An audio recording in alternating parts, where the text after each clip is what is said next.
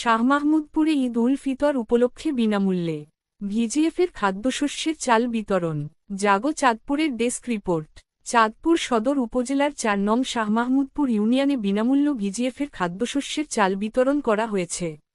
২০২৫-২৬ অর্থবছরে মানবিক সহায়তা কর্মসূচির আওতায় আসন্ন ঈদ উল ফিতর উপলক্ষে ১০ কেজি হারে বিনামূল্যে ভিজিএফের খাদ্যশস্য বিতরণ করা হয়।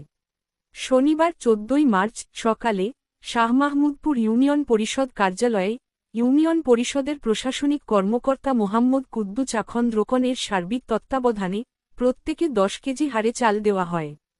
চাল বিতরণকালে উপস্থিত ছিলেন টেগ অফিসার, ইউনিয়ন কৃষি উপসহকারী কর্মকর্তা মোহাম্মদ মোরসাল উদ্দিন, ইউপি সদস্য কবির হোসেন রনি, মহিলা সদস্য ফিরোজা বেগম, ইউনিয়ন পরিষদের হিসাব সহকারী cum computer operator Faisal Ahmed ভূঁইয়াসহ সকল সদস্যগণ।